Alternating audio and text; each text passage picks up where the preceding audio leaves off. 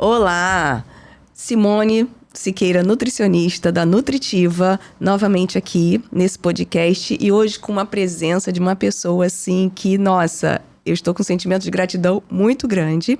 Obrigada, primeiramente. Seja bem-vindo, Dr. Dan Watzberg.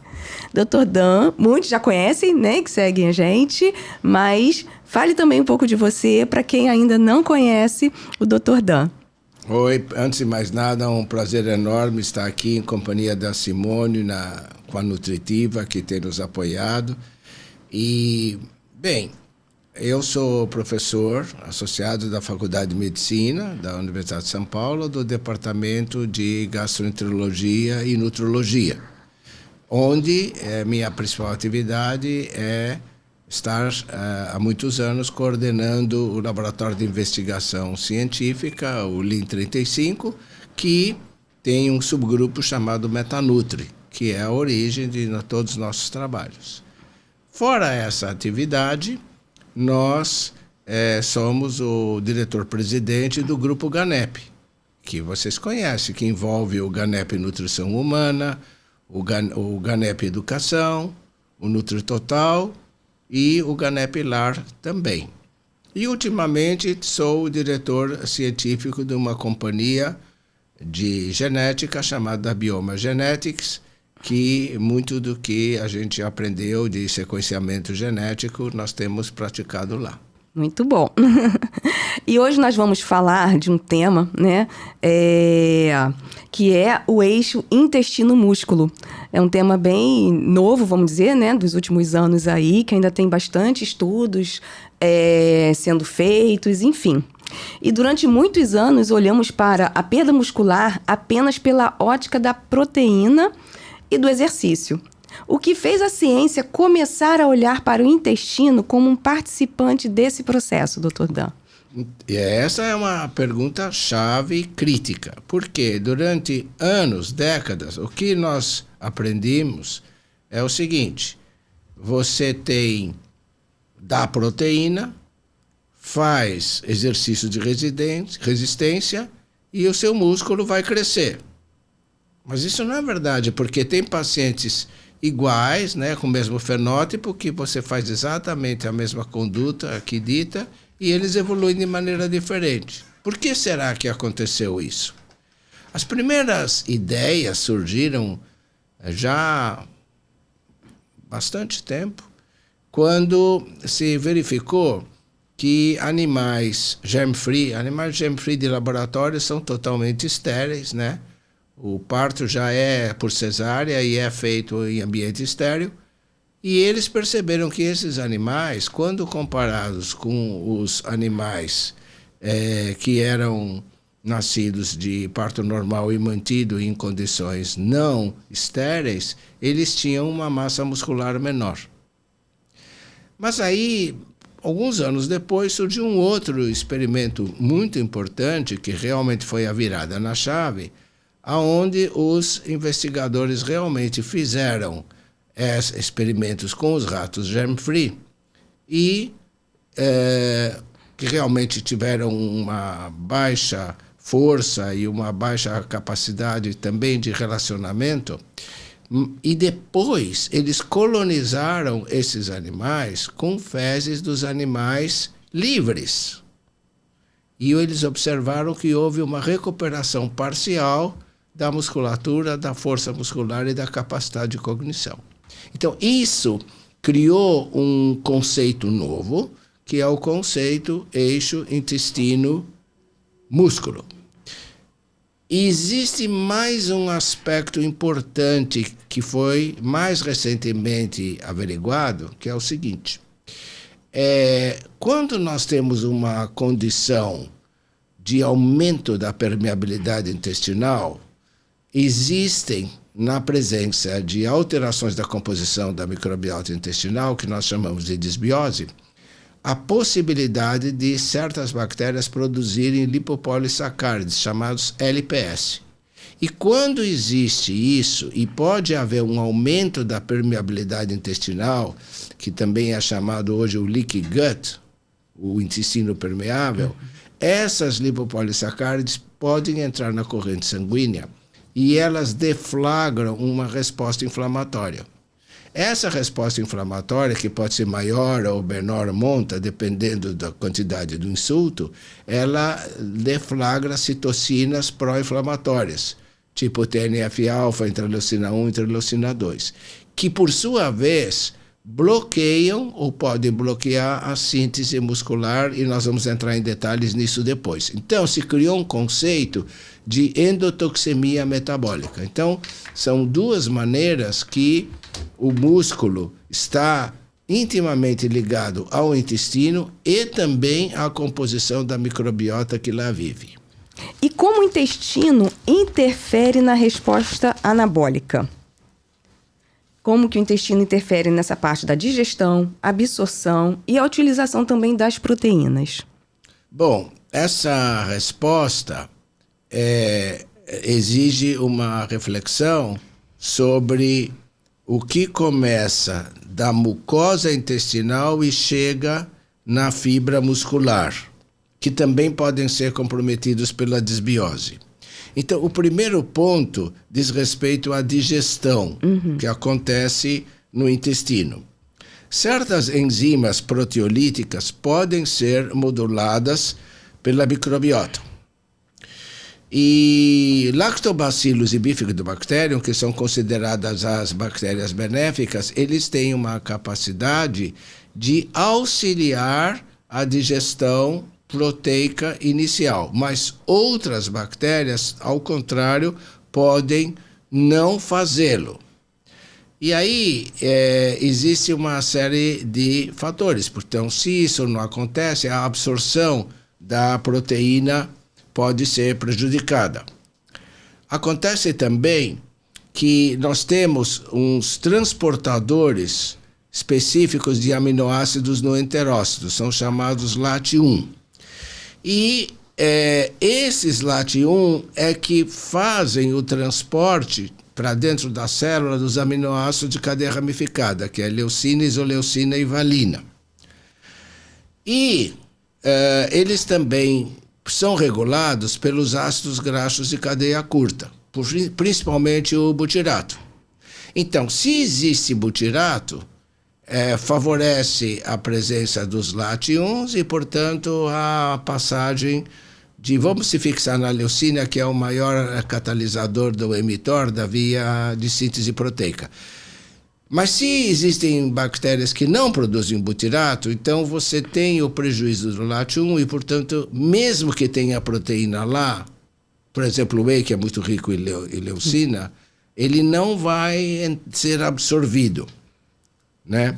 E o terceiro ponto é, de novo, a história da inflamação sistêmica, ou seja, aquela endotoxemia metabólica que eu falei no início. Imagine que o sujeito conseguiu digerir whey, por exemplo, absorver, mas ele não pode fazer síntese proteica. Por quê? Porque o mecanismo de síntese da cadeia mTOR está bloqueada justamente por essa inflamação crônica persistente que, através das citocinas pró-inflamatórias, que impede isso de ocorrer.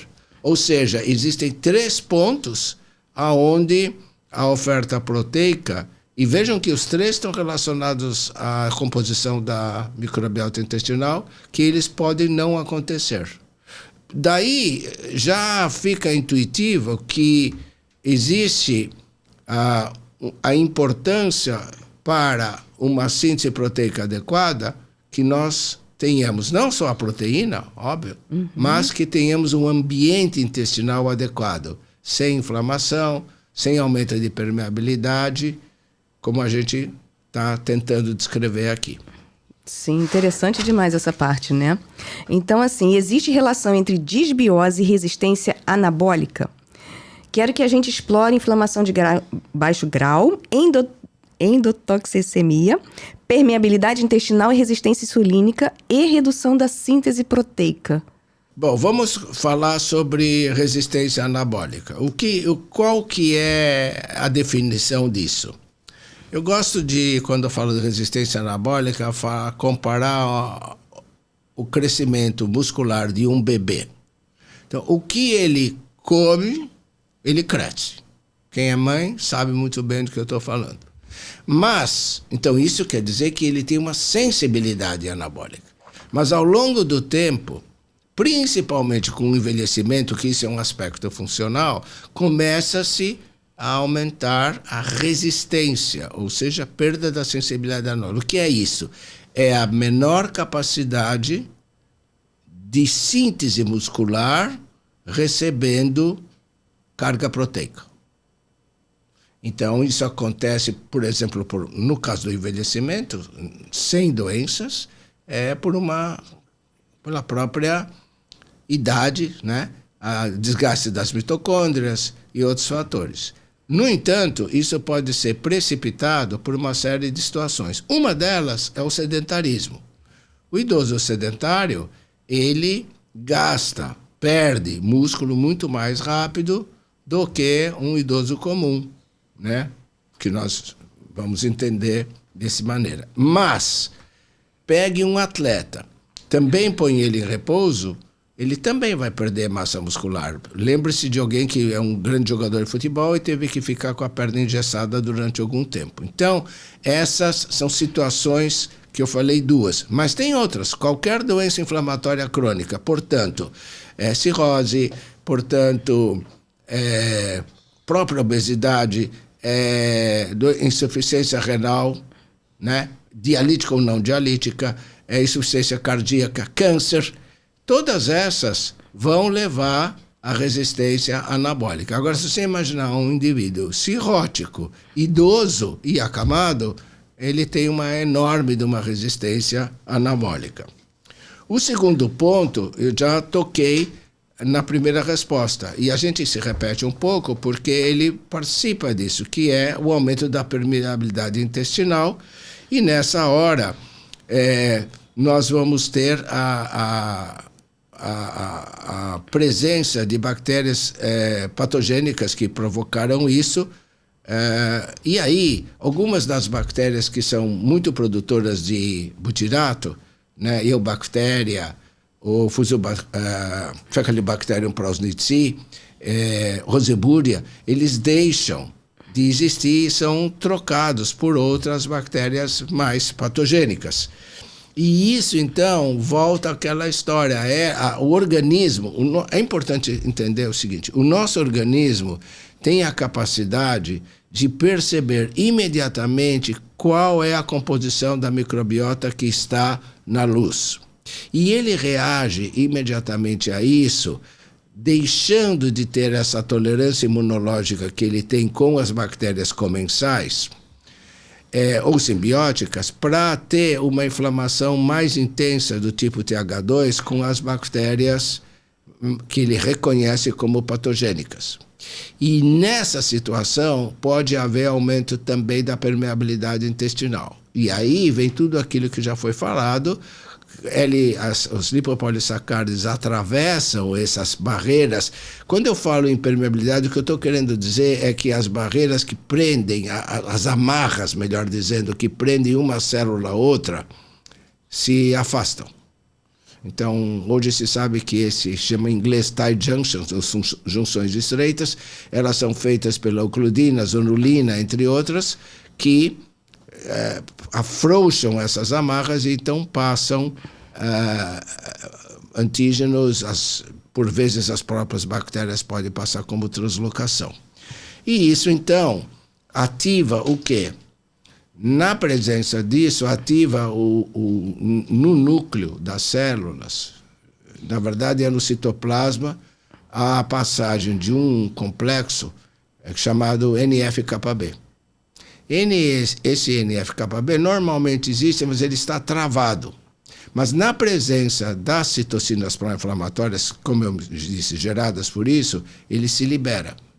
E esse NF-κB, ele é uma via poderosa para deflagrar a clivagem ou a degradação muscular através de uma via muito conhecida, que é o da ubiquitina proteasoma. Então, vejam, o NF-κB presente por causa da alteração da permeabilidade, por causa da microbiota, vai levar a um aumento do NF-κB, que, por sua vez, vai alterar favorecer a degradação muscular. E ainda tem um outro ponto, que é a resistência à insulina, que também pode acontecer e que bloqueia outras vias de síntese muscular.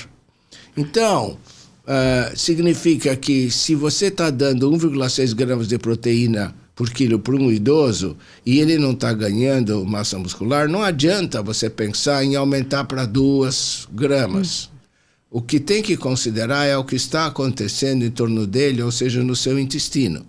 E pensar também se existe condições para ele ter uma desbiose intestinal.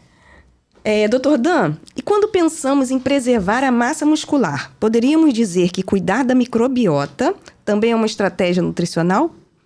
Simone, nós não podemos dizer, nós devemos dizer, né?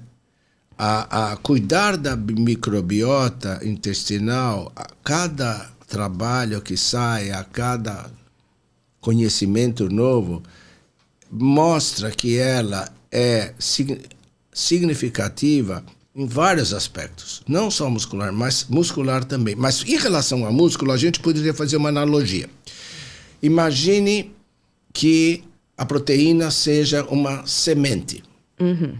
E você vai jogar ela num solo, que é a mucosa intestinal. Mas se lá tiver situações não propícias, né, não adequadas, essa semente não vai germinar, não vai fazer o que ela está se propondo a fazer. E neste caso, o que nós temos que pensar é na saúde intestinal da pessoa que vai receber essa proteína. E isso não é necessariamente só a desbiose. Uhum. Porque qual é o hábito intestinal? Pode usar a escala de Bristol para olhar isso. Qual é o tipo de dieta que essa pessoa vinha fazendo ou está fazendo? Está em jejum, não está em jejum? Tomou antibióticos? Quais? Por quanto tempo? Né? Tomou drogas vasopressoras? Quais? Por quanto tempo? E temos também na nossa mão hoje os marcadores inflamatórios, seja ele a própria proteína C reativa, seja a ferritina, mas podemos fazer nas próprias fezes a calprotectina, por exemplo, e até em laboratório a gente tem feito a zonulina também. Ou seja, se isso vai dar margem a tomar condutas. Por exemplo, sempre que houver tolerância e indicação clínica. Podemos usar prebióticos, fibras prebióticas, podemos usar probióticos, né? Podemos modificar a dieta dessa pessoa para um lado ou para o outro. Então, sempre a ideia, então, considere que a proteína ela tem que germinar num solo que é capaz de digerir, absorver e levar ao final que nós queremos, que é o quê? Construção de músculo. Mas eu queria lembrar que quando nós estamos falando aqui de músculo, mas o que nós devíamos ter o conceito é de massa celular corpórea. Porque a proteína que nós estamos querendo dar para um indivíduo que necessite disso, não é só no músculo. Ela vai para o fígado, ela vai para o cérebro, ela vai para o coração, ela vai para os rins. Né? Nós não temos olhar super-homem para ver o que passa dentro desses órgãos. Mas acreditem que eles necessitam tanto de proteína quanto o músculo. É verdade que o músculo é uma massa maior, muito grande. Mas o turnover do fígado é enorme, proteico. É interessante, né? Porque a gente vê muito 1,6 gramas, dependendo do paciente crítico, 2 gramas por quilo, enfim. E se não adianta nada se o intestino, né? Se a microbiota não tiver ok, porque não vai conseguir, né? Muito interessante fazer essa junção. E evidências clínicas, né? Por exemplo, o papel do Lactobacillus acidófilos. Hoje existem evidências de que determinadas cepas probióticas podem impactar na massa muscular. Eu gostaria que você evidenciasse especialmente o Lactobacillus acidófilos. Essa é uma outra pergunta importante, porque nos últimos 5 anos nós temos observado que os probióticos têm sido realmente utilizados como auxiliadores, né, da síntese proteica. Isso é mais visível nos esportistas, né, que tem mais estudos. Mas, e também é um pouco relacionado com tipos de cepas. Um estudo bastante interessante, embora pequeno, e essa é a crítica, é com o Lactobacillus plantarum, em idosos sarcopênicos, que houve ganho significativo da massa muscular apendicular, melhora da força de preensão, redução da interleucina 6 e o TNF-alfa em 24 semanas. Então, aqui nós aprendemos muitas coisas. Primeiro, os lactobacilos são acidófilos, principalmente, são a cepa mais estudada em todo o mundo. Então, nós sabemos que eles têm uma capacidade anti-inflamatória, eles melhoram a resistência à insulina, eles apertam as tight junctions, ou seja, eles reforçam a barreira intestinal, eles ajudam a digestibilidade proteica e reduzem a inflamação. E que são exatamente os 3 gargalos que nós conversamos antes que impedem que a proteína dada seja convertida em massa celular corpórea, ou no caso estamos falando mais de músculo, tá certo? Então existem trabalhos mostrando, tanto in vitro como em animais, do Lactobacillus acidófilos, tendo essas funções que eu acabei de mostrar. Mas também em pacientes com câncer, em quimioterapia, o uso de Lactobacillus acidófilos, ele teve resultados positivos, com manutenção do índice de massa corpórea e redução da diarreia, por exemplo. Mas ainda falta para nós um ensaio definitivo, clínico, randomizado, utilizando apenas o Lactobacillus acidófilos para estudar o seu efeito direto na massa muscular com DEXA ou biópsia de músculo. Quando falamos especificamente de Lactobacillus acidófilos, quais mecanismos chamam mais a sua atenção? A gente quer explorar melhora da barreira intestinal, redução da inflamação, aumento da disponibilidade de aminoácidos, melhora da digestibilidade, ácidos graxos de cadeia curta e modulação imune. Tá. Simone, você fez aqui vamos começar e dar mais 3 horas de conferência, vocês tenham paciência, né? Um podcast de 3 horas é maior que o vento levou. Então vamos lá, nós temos que organizar as ideias aqui e vamos começar uma por uma das funções que já estão comprovadas do Lactobacillus acidófilos. A primeira, melhora da barreira intestinal. Então, o que acontece? Ele aumenta a expressão das proteínas que participam da zona occludens, que é justamente esse tight junctions, tá certo? E com isso, ele reduz a passagem de LPS para a circulação e daí toda a cascata inflamatória que se segue. Então isso foi já aprovado. E se tem menos LPS, tem menos inflamação, tem menos deflagração desse fator que atua no núcleo NF-κB, então menos inflamação e com isso menos degradação proteica e, portanto, mais chances de síntese. Então essa é a primeira maneira, que é a melhora da barreira intestinal. A segunda é a redução da inflamação sistêmica. Então, também foi demonstrado em modelos que o uso de Lactobacillus acidófilos, ele diminui a presença de interleucina 1, interleucina 2 e TNF, né? E, interessantemente, ele é capaz de produzir o ácido linoleico conjugado, o CLA, certo?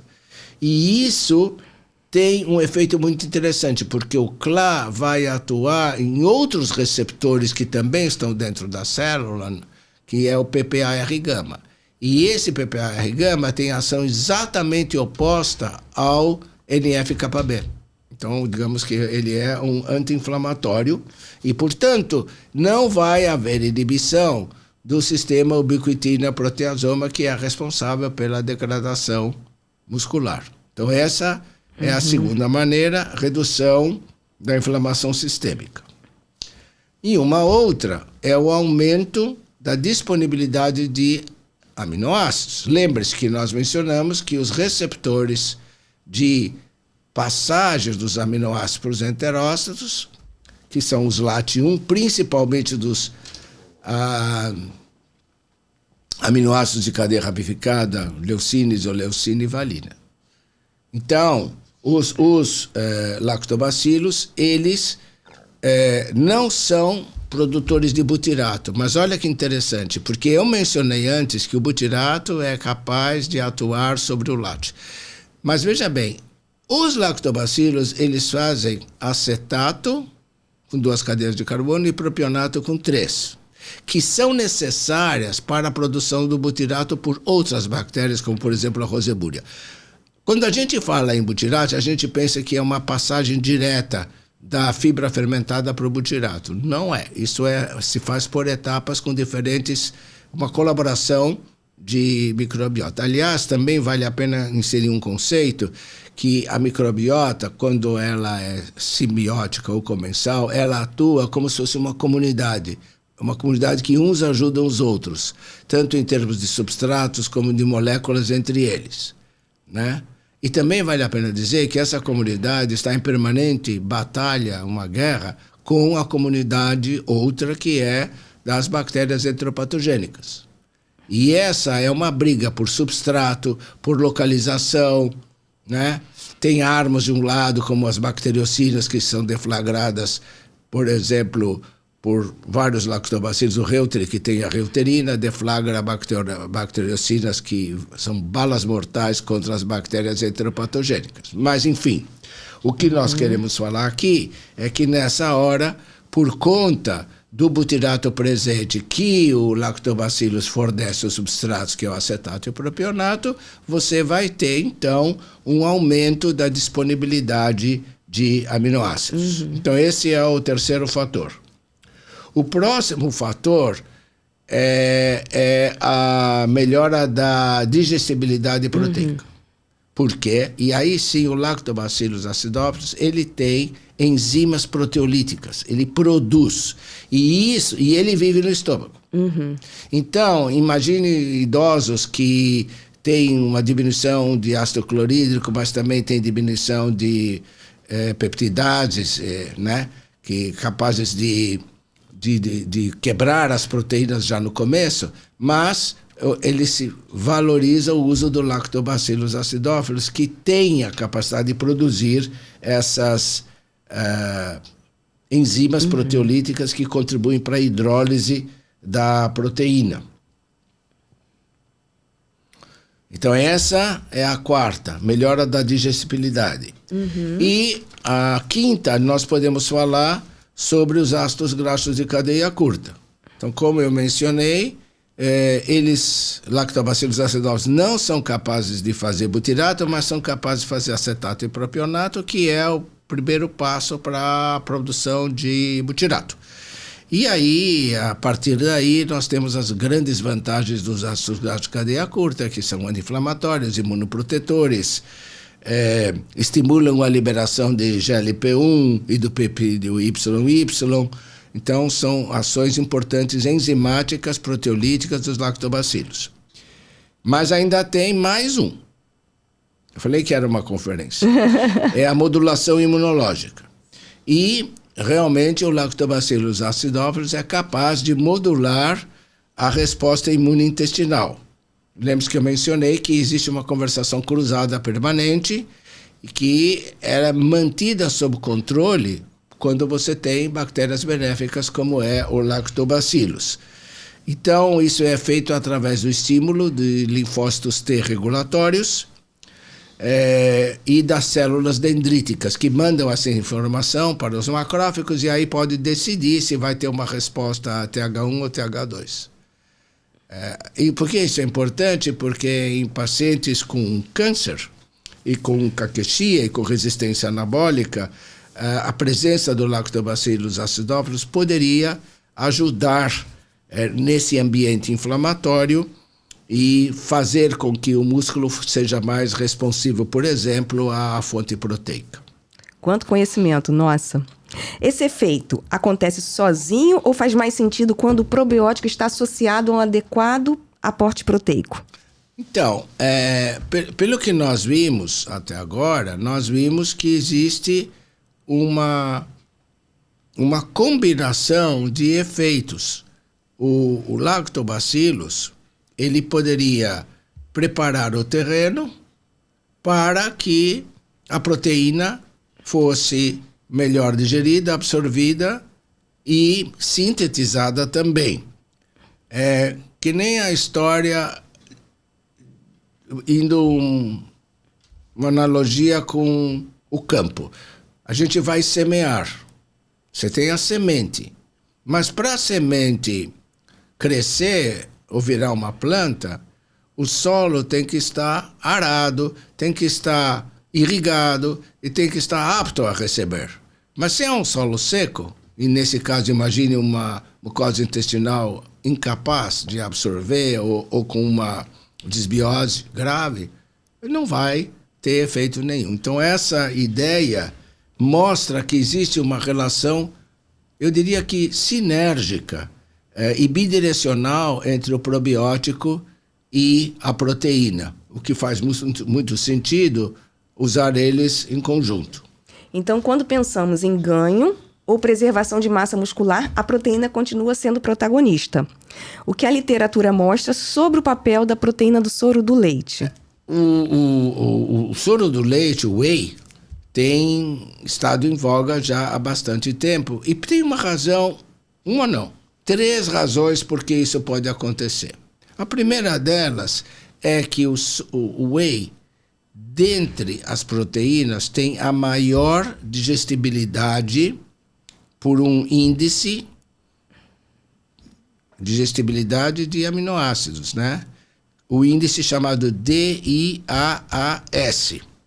Ou seja, só para dar uma noção, a proteína do leite, do soro do leite, é mais rapidamente absorvida do que as outras, por conta dessa digestibilidade. Mas tem um segundo fator, que é a quantidade de aminoácidos de cadeia ramificada.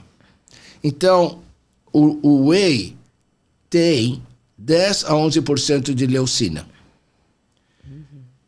Ele se compara com a caseína, que só tem 8%. Ou seja, 11 contra 8. E a proteína da soja é 7%. E nós já sabemos que a leucina é o aminoácido que catalisa, que deflagra a via mTOR, que é a via de síntese proteica. Certo? Existe um índice chamado limiar leucínico. E o whey é o que atinge esse índice mais rapidamente, por conta da presença de leucina que ele tem.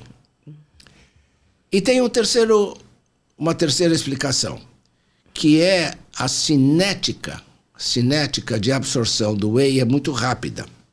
Então, quando você toma whey, existe um pico plasmático de aminoácidos que é o estímulo ideal para a síntese proteica. Tá certo? Isso já foi provado, como mencionei logo no começo, em pós-exercício, mas também pós-alimentação. Por exemplo, houve um estudo que comparou whey hidrolisado com a proteína da soja. E se provou que o whey é muito melhor na síntese miofibrilar, né? Existem meta-análises sobre isso, com mais de 1.800 participantes, e que mostrou que o whey também é melhor para formação de massa muscular em pessoas que fazem treinamento resistido. Então, se você tem idosos em treinamento resistido tomando whey, é grande chance dele ganhar massa muscular. Certo?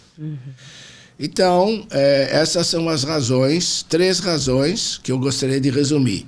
O maior score de digestibilidade, a grande quantidade de leucina disponível e a cinética de absorção do whey rápida. Muito bem, muito bom. Existe alguma interação entre microbiota e o aproveitamento da proteína do soro? Vamos explorar. Digestibilidade, absorção, metabolização, produção de metabólitos e a resposta inflamatória. Um outro aspecto a se considerar é a metabolização e produção de metabólitos. O whey, ele é absorvido, digerido, principalmente no delgado. Mas se ele chegar ao cólon, como pode chegar, vai, na dependência da composição bacteriana do cólon, acontecer duas coisas. Ou ela é saudável e ele poderá sofrer uma fermentação do tipo sacarolítica, ou ela não é saudável, como, por exemplo, bacteroides ou algumas outras bactérias da espécie Putrefaciens, que vão levar à produção de amônia e outros metabólitos tóxicos, que têm potencial pró-inflamatório. Então, se conclui mais uma vez que para uma absorção correta do whey é importante termos uma composição da microbiota saudável. E um último aspecto a mencionar é, de novo, a resposta inflamatória, né? Porque quando o intestino está inflamado ou a permeabilidade intestinal está aumentada, porque a absorção do whey é muito rápida, ele pode cocarregar LPS. E aí, se isso acontecer, na abertura transitória dessas junções intercelulares, pode levar a um pico pós-prandial de LPS, que levaria a uma endotoxemia, né? Que é exatamente o oposto daquilo que a gente pretende. Sim. Mas, se você tem um intestino com barreira íntegra e os probióticos podem ajudar nisso, quando indicados, você vai ter apenas o pico aminoacídico, que vai levar aquele índice leucínico, que vai, portanto, levar a uma resposta anabólica adequada. Bem interessante. Então, podemos dizer que oferecer a proteína sem cuidar do ambiente intestinal pode limitar a resposta clínica. Perfeitamente. É como eu mencionei antes. Joga a semente num solo sem água, né? Ou seja, isso tem implicações diretas para a prescrição clínica. Então, por quê? Porque, antes de mais nada, nós precisamos avaliar a condição do intestino. Se ele está apto ou não a receber a proteína com o objetivo de síntese proteica, certo? E aí nós vamos ter que analisar a desbiose, né? Nós vamos ter que analisar a permeabilidade. Nós, como eu falei, ver todos os fatores, não necessariamente que precise ir para um sequenciamento genético da microbiota intestinal, feito em raros casos, mas vamos ver diarreia, distensão, né? Índices elevados de lactato, estase gástrica, mau não uso de fibras, constipação ou diarreia intermitentes, todos são situações que nós já ficamos percebendo esse intestino pode não estar adequado a receber esta carga proteica, né? Ou seja, existe aqui uma mudança de paradigma, como falamos logo no começo, porque o paciente recebe uma determinada quantidade de proteína, ou não precisa ser um paciente, pode ser uma pessoa de consultório que também vai lá, mas não cresce o músculo, não há ganho de massa celular corpórea na bioimpedância ou na DEXA. A culpa, vamos aumentar a proteína? Provavelmente não, provavelmente nós temos que estar absorvendo, estar digerindo, tem condições adequadas de síntese, né? E aí nós vamos poder ir para uma outra etapa, mas para servir melhor os nossos pacientes. Em quais pacientes o profissional de saúde deveria pensar imediatamente nessa estratégia combinada? Probiótica e modulação proteica. Discuta idoso, sarcopênico, né? paciente hospitalizado também. E pós-operatório, paciente oncológico. A Simone hoje quer mais 3 horas de... Tá bom. Vamos lá. Primeiro que você pediu é idoso sarcopênico. Então, o que acontece? Vamos primeiro definir sarcopenia, perda de massa e função muscular, né? Para aqueles que ainda não conhecem, no nosso laboratório nós criamos uma nova ferramenta chamada SARC Global. Ela está publicada e na Espanha já estão utilizando a mesma e na Turquia tem um trabalho correndo com o SARC Global, que é uma avaliação subjetiva, mas capaz de definir com mais sensibilidade e sensitividade e especificidade a sarcopenia. Então, a partir dos 40 anos de idade, nós começamos a perder massa magra, tá certo?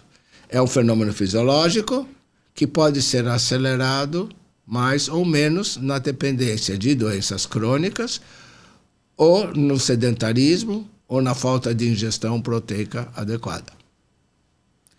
Muito bom. Nessa situação, voltamos a exatamente o que repetir. Só que começa aos 40, mas ele atinge o pico a partir dos 70, né? E como nós falamos durante toda essa exposição que dar somente a proteína pode não ser resultado, por quê?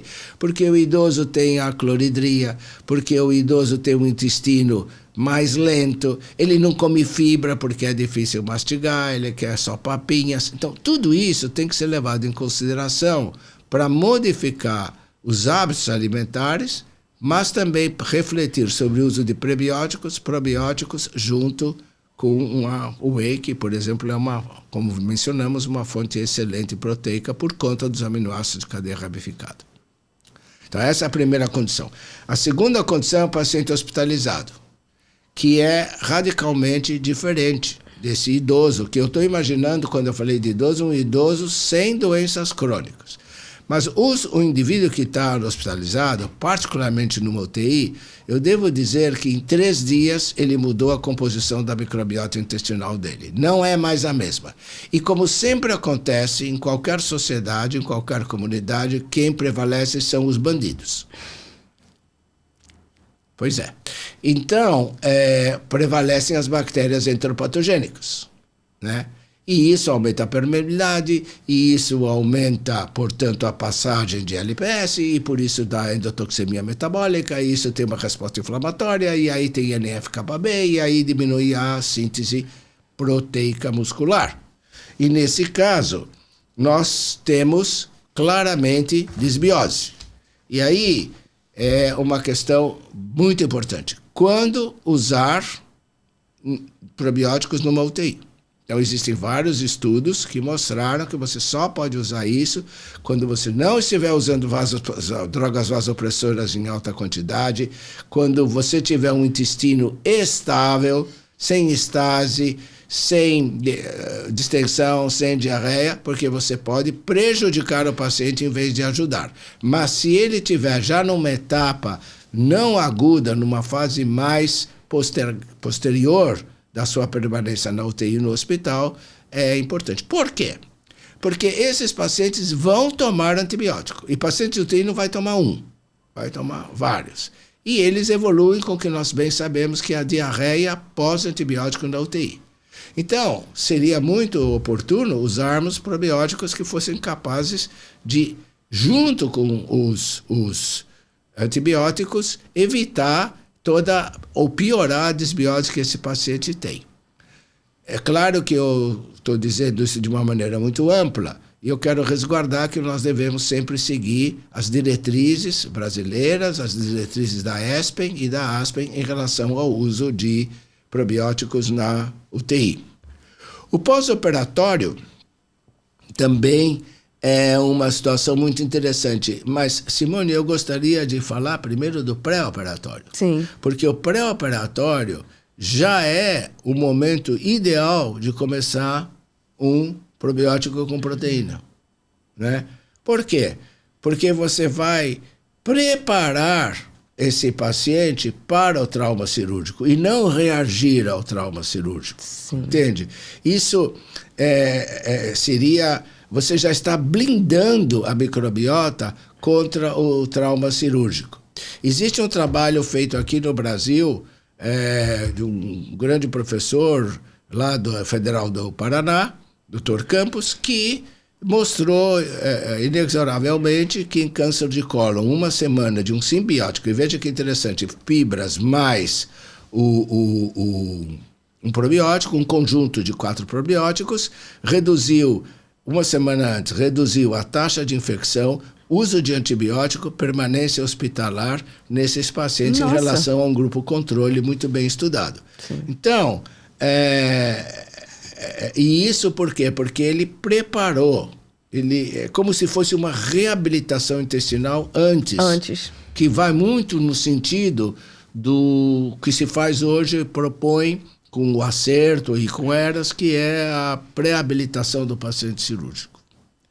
Um outro ponto é o câncer.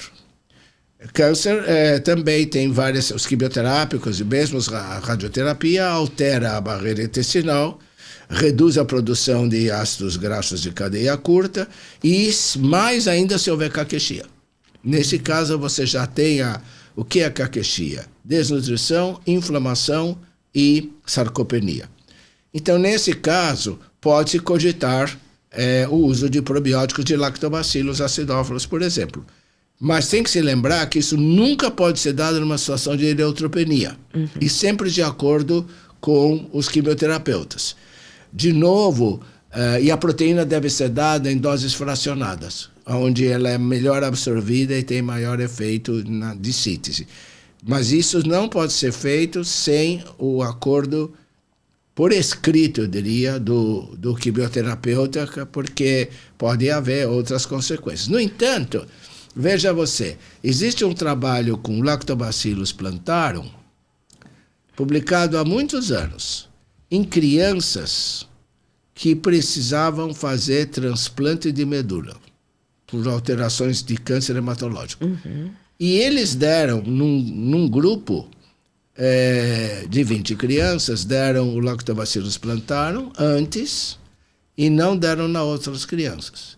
E o estudo foi de segurança, não foi buscar resultados. Não houve nenhum efeito adverso nos que tomaram o Lactobacillus. Quer dizer, isso, uma outra situação que também se discutiu muito foi na época do Covid e também na época onde tinha a SIDA, o AIDS. Também se discutiu isso. E não houve situações claras, gravíssimas dos prejuízos. No entanto, muito cuidado em dar probiótico na UTI, voltando à UTI. Porque eles voam. E se tiver um catéter, ele pode fazer uma septicemia entrando pela via do catéter. Não por dentro do catéter, mas pela via do catéter. Você já tem, inclusive com lactobacillus, está descrito sepse por lactobacillus nessas condições. Entendi. Eu acho que eu cobri as suas perguntas. Na prática, então, qual seria uma estratégia simples para integrar probiótico e proteína na rotina clínica? Olha, tem algumas coisas práticas que a gente pode fazer, sim. Primeira coisa, avaliar o ambiente intestinal, né? De novo, você vai jogar uma semente, a terra tem que estar arada, ela tem que ter água, senão não vai acontecer. Então, de novo, está usando antibiótico, está constipação, tem diarreia, distensão abdominal, estase gástrica, sabe? Todos esses aspectos. Nós publicamos também um índice chamado DIS-S, se não me engano, na revista Nutrients. Acho que tem 3 anos já. Esse também está sendo usado no exterior já. É um índice que faz 7 perguntas apenas e é capaz de prever, porque nós fizemos isso contra sequenciamento em 200 pessoas, doentes e não doentes. E mostramos que ele tem capacidade de prever a presença de disbiose. tá certo? Então, um passo é, por exemplo, usar esse questionário DIS, DYS. Segundo passo, uma vez feita essa análise, e considerando a dieta do paciente e os riscos dele, sempre pensar nos riscos, podemos começar a usar pré e probióticos, certo? E podemos usar vários tipos de prebióticos. Nós temos disponíveis a inulina, FOS, GOS, né? Mas também, se tiver dieta oral, pode ir para fibras solúveis, aveia, cebola, né? Que tem alho, por exemplo, que pode... ou então suplementos, como já falei, que estão mencionados, tá certo? E os probióticos, você aí vai escolher de acordo com a necessidade do seu paciente e dos estudos publicados, dentro de cada condição. Como eu mencionei há pouco, no preparatório de câncer coloretal, se usou FOS e um conjunto de 4 probióticos. E o outro ponto é associar o Lactobacillus acidófilos junto com a proteína, né? Que nós já conversamos bastante sobre isso, e existem, embora não existam trabalhos clínicos taxativos sobre isso, há mecanismos envolvidos que justificam uma tentativa clínica nesse sentido. Eu acho que é dada a grande segurança dos lactobacillus acidófilos, porque de todos eles e os bifidobacterium, que são os dois grandes, vamos dizer, espécies, tem inúmeras cepas depois, né? Mas estamos falando das espécies mais comuns que geraram probióticos, lactobacillus e bifidobacterium. Sim. Se você tivesse, Dr. Dan, que resumir toda essa conversa nossa em uma única mensagem para o profissional de saúde que nos acompanha, qual seria? O intestino é o porteiro da proteína. Nossa, sim. Ou seja, se você tem as condições adequadas, você vai ter digestão, absorção e síntese proteica, né? Sim. Entender e tratar o intestino nessa situação não é opcional, é o primeiro passo que nós temos que ter. Essa, na minha opinião, é a maior mudança de paradigma. Nova. Sim, verdade. Qual é o maior erro que ainda cometemos quando pensamos em preservar a massa muscular?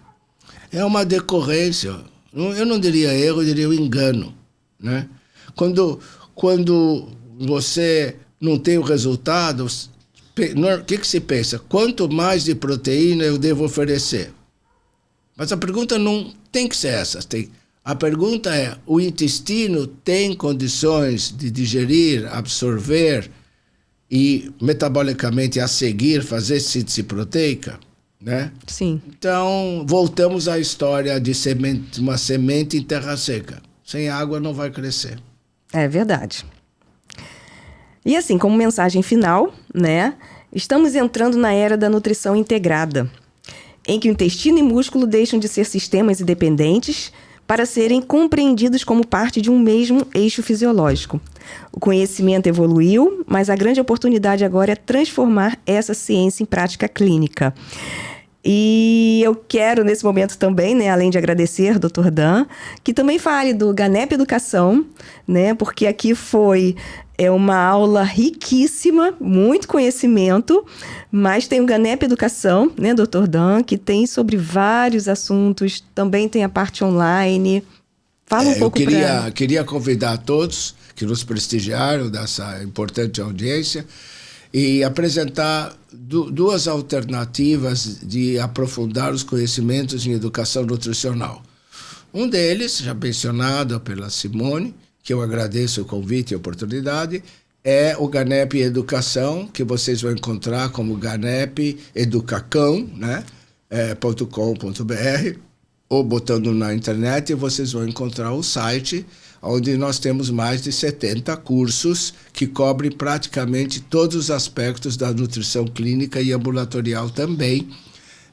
Esses com preços extremamente moderados, eu diria, especialmente quando você compara o custo-benefício da qualidade da informação dada, sempre com profundidade científica e ética. E o segundo, gratuito, é o NutriTotal, é o site NutriTotal. Vocês também vão escrever NutriTotal, vão encontrar. É um dos primeiros no Google quando se fala em educação e nutrição.